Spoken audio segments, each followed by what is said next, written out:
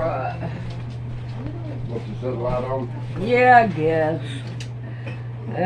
Brings more light over here. Yeah. Alright, I'm gonna start with this box again.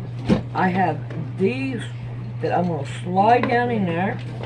And then I have this one. And I'm just gonna leave them like they are. And I'm gonna put them down in here. And then we have some white ones. Do I want to get rid of these white ones? Why not? We're gonna get rid of those. Now, all I'm trying to do is get rid of some things and bring things down to a boil.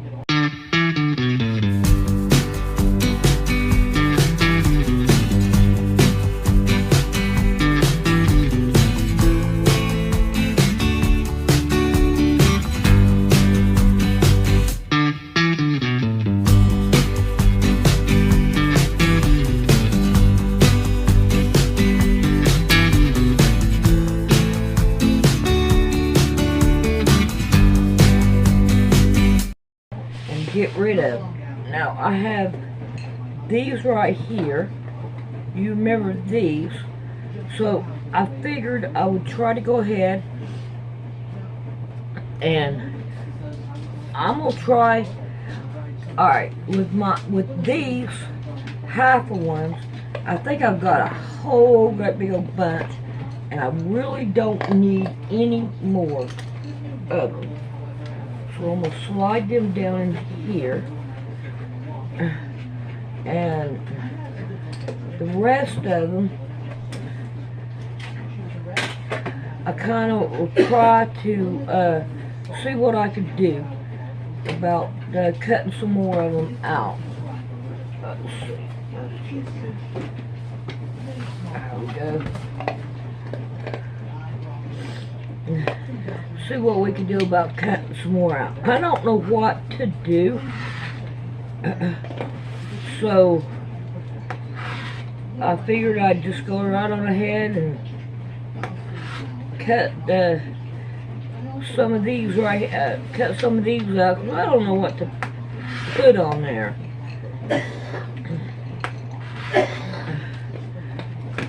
So let's see. And now we have to go through and pull. Oh man, I shouldn't have done that. Damn it. I gotta see what I can do. There we go. There's one. Nah, you know what? I'm gonna throw this one away. I don't know what to do with these two. I'm over there. I ain't gonna do that. That's no. No. Here's a yellow piece. Let's see what we can do about cutting some out. I think my big ones, these, I think I've got enough of those too. So I'm going to put them over here in the box. Let's see, what else have we got here? We got these, and I think those are enough too. And now, let's see what we can do about this on here. Well, that one's going to have to be ironed. I don't want to use it. Let's see what we can do here. And get these down to this size.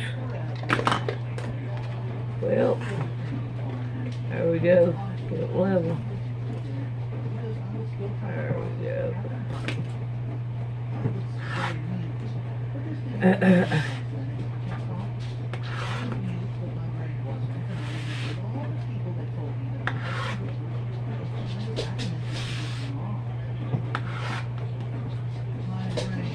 If you guys could think of anything for me to do, and I'd appreciate it, because I just don't know what to do. I can make me some more clothes, you know, stuff like that, but that's about it. Well, let's see what's in this box.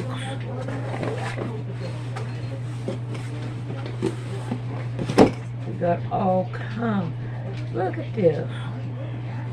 We have all kinds of. Oh, come on. Let's see what we got. Look at that. All kinds of them. Already done.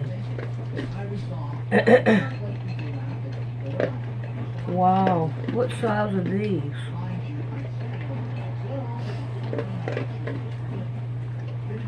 Watch them be this size right here. Nope, they're bigger.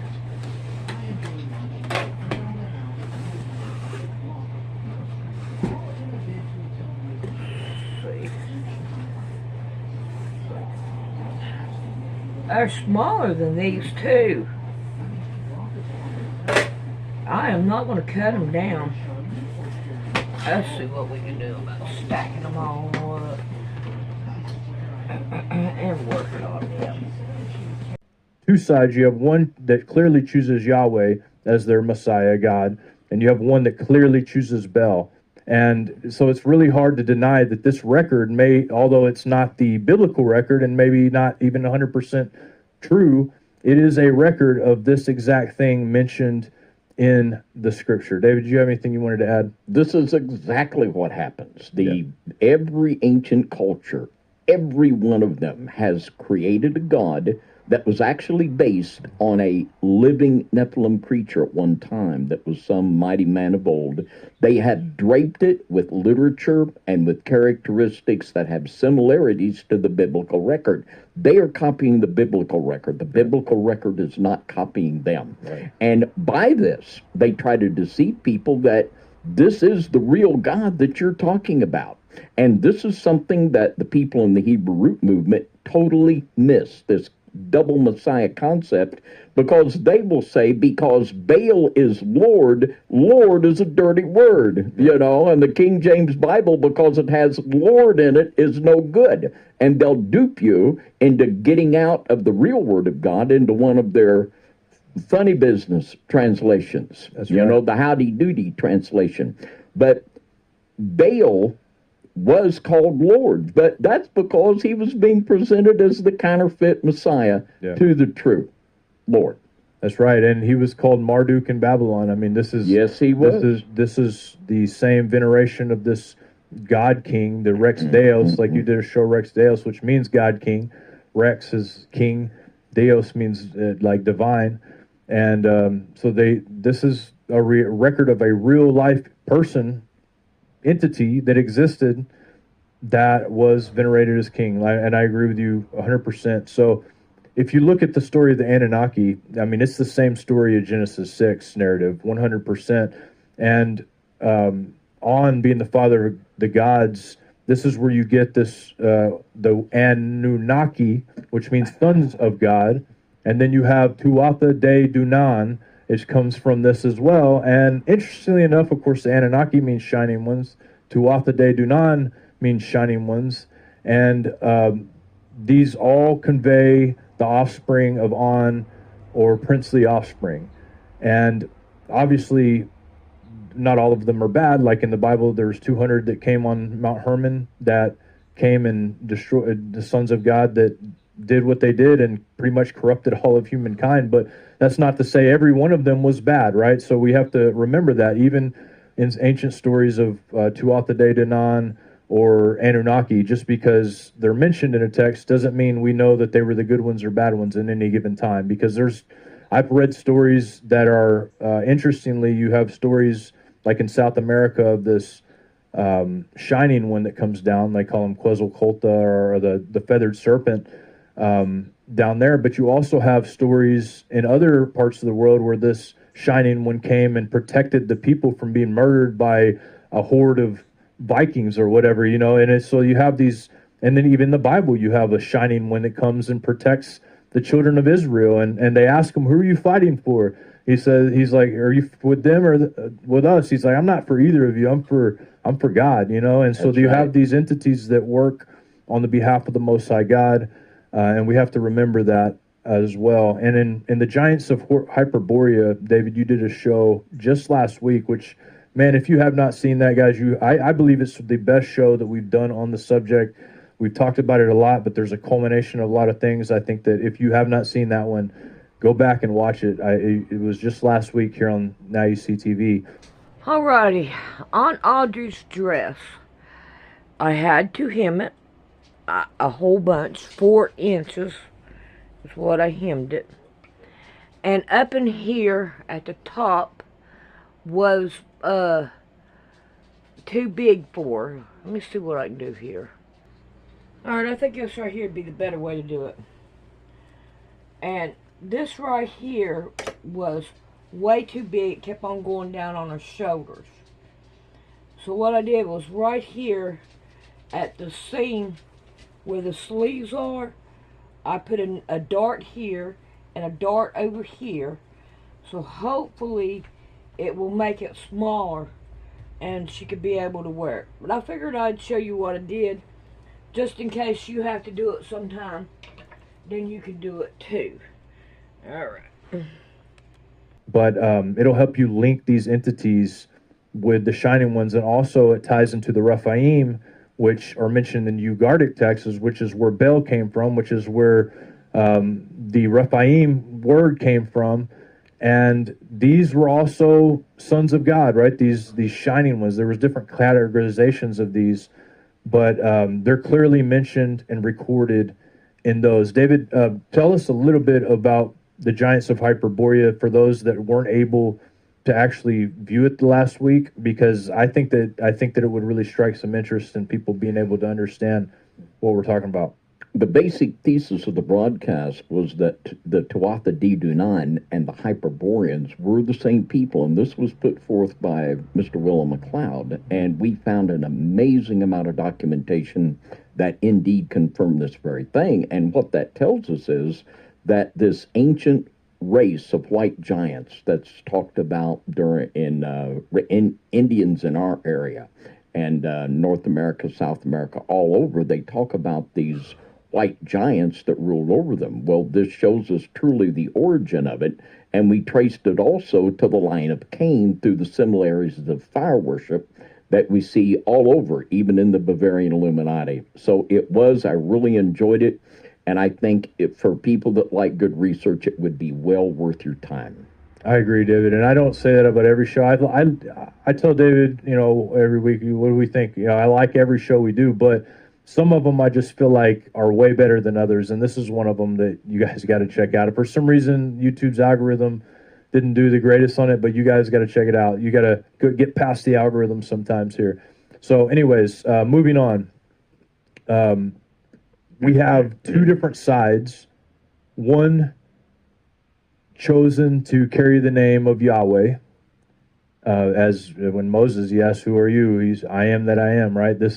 He chose to reveal himself once again after this time period of being kind of pushed away, and only a remnant survived. Only a remnant was available. In fact, Melchizedek passed a blessing on to Abraham, and Abraham's people became the remnant of this worship of Yahweh. It was so pushed away during the time of I want to say Gilgamesh, they were around the same time period, but Nimrod, it was so pushed away from the existence of being able to be worshipped, they would slaughter people that worshipped them, and that it's pretty interesting. And so there is a clear difference between Yahweh and the entire rest of the world who worship and follow the Nephilim Messiah, which is Baal in Phoenician and Hebrew. In Phoenician and Hebrew, he's Baal, but he's associated with Moloch as well. And I pointed that out in these 2 episodes here. I can't remember which one I talked more about it, but I talked about how that Baal and Moloch are the same entities, because with the veneration of the Nephilim king throughout all these religions, you also have child sacrifice. As heavy as that subject is a huge part of the worship of Baal. They can't be separated, and when you see one, you see the other. So you start to see, okay, so does this Messiah venerate child sacrifice, or does he not? And you start to look at the world, and you'll see that there are people who do that today, which we'll discuss. But I think it's important to mention that. And Baal was also known as Baal Peor, and he was the main identity of the 10 tribes of Israel during the reign of Ahab. So he was worshipped by the 10 tribes of Ahab during his reign. And Ahab married Jezebel, the Phoenician princess, and a match made in hell, I would imagine, but destroyed basically the children of Israel. And he's mentioned in various books of the Bible, 2 Kings, 1 Kings, Jeremiah. So you can go through and check that out. Most people know who Baal is, but if you've never listened to this broadcast, if you've never read the Bible, you might not. I don't remember Baal being mentioned very often when I went to church. I don't remember much about Baal. I think that if my ears would have perked to this Nephilim king that is trying to destroy the children of God, I think that it would have been like, man, maybe I should listen to what this pastor has to say. But no, I don't remember that at all. So this might be your first time hearing it. So I want to read something else from this book by Willem McLeod here on page 392 and a little bit on 393. I think I do here. Hold on, let me check. I got my notes here, but I've got them all discombobulated because I've been skipping around all through this. This is the beauty of a live show. I can kind of skip around and do what I need to do here. So yeah, I'm just going to go ahead and read it. 392 and 393. He says, Satan is called Beelzebub in the Hebrew and Christian scriptures, a name for Baal that also appears in the Ugaritic text. We have seen that the designation Beelzebub goes back to the Ugaritic expression Beelzebub, meaning Prince Baal, which is actually a shortened form of a word I can't pronounce, translated as Prince, Lord of the Earth. This position as Lord of the Earth corresponds with the portrayal of Satan in the book of Job as having an overseer or supervisory role over the earth. That is also how Satan is described in the Christian New Testament as ruler of the world. What we have discovered are two opposing traditions going back to ancient times in Mesopotamia, one representing in the biblical Yahweh tradition, and the other branching into many different renditions of Marduk, Adad, Baal, Zeus, Jupiter, religious tradition. It was not simply a matter of the Yahweh worshippers having claimed exclusivity for the worship of their God in opposition to other gods. It was also a matter of the gods worshipped as the kings of the gods among the neighboring peoples having shared a similar character and mythology going back to the same original motives. Throughout the ages of Yahweh, tradition stood in opposition to the worship of Marduk, Adad, Baal, Zeus, and Jupiter, who were principal gods of the Yahweh tradition's religious opponents, the Babylonians, Upper Mesopotamians, Canaanites, Greeks, and Romans. So there's a very clear division. There's always been that division. As far back as the first kingdom that existed, there's been a clear division in Yahweh versus every single one of these other gods that are there. So this is not a new thing. This is not something they just made up and decided, oh, we're going to be different than these other gods and we just want to have full dominion. No, there was a clear difference always, and it's been a battle, a struggle of time. David, did you have anything that you'd like to add? Well, there's a scripture in the book of Leviticus, chapter 18, and beginning in verse 26, it says, Ye shall therefore keep my statutes and my judgments, and shall not commit any of these abominations, neither any of your own nation, nor any stranger that sojourneth among you. For all these abominations have the men of the land done which were before you, and the land is defiled, that the land spew you not out also when ye defiled it, as it spewed out the nations that were before you.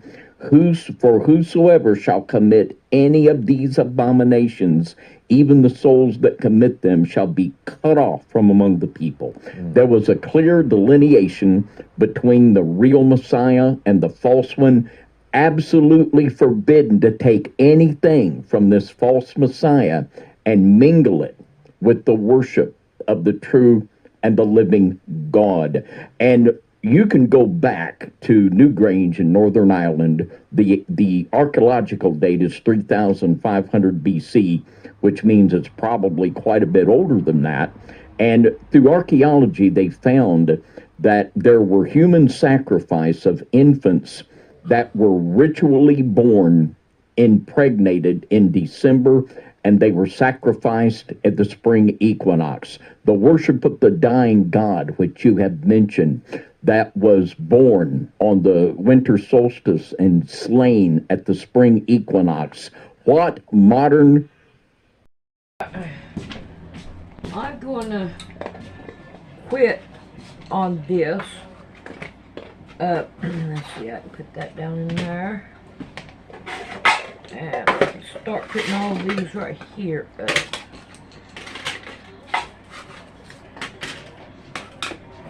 Alright. Here we go with these. They're going to be put in here. And get these. They ain't that many. Here's the diamonds.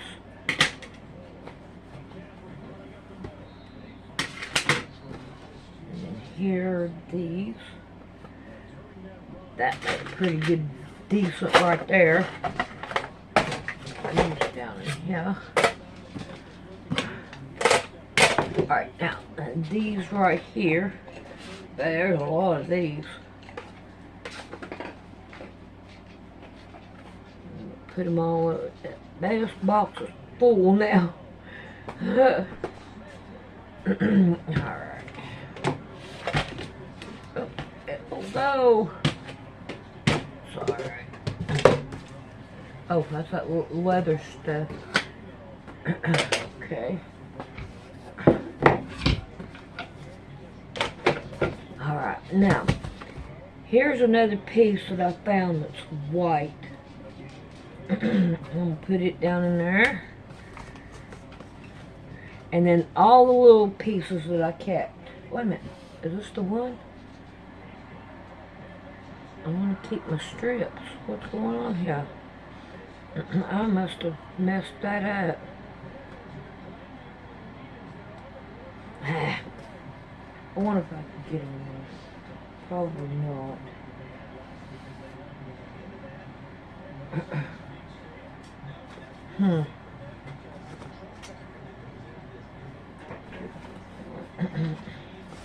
Let's see if I can. It doesn't make no difference to me if I keep them or not. Yeah. Table go. Let's get that basket empty. Alright.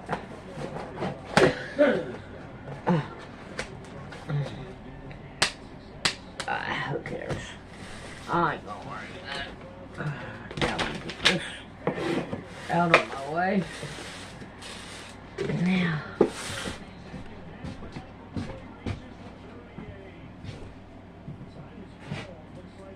There we go. Oh, I need my scissors. I need to find them.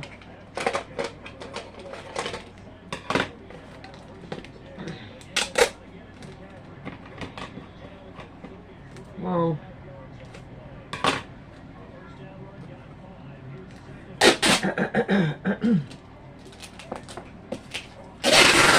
alright, whoever I said I was gonna sell, give, whatever I said, I don't remember. I need your address. I don't remember who it was. But I would say that this is ready to rock and roll and go.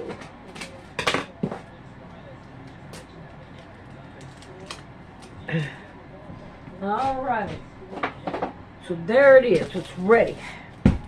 Alright. I'll finish cleaning it all up in a few.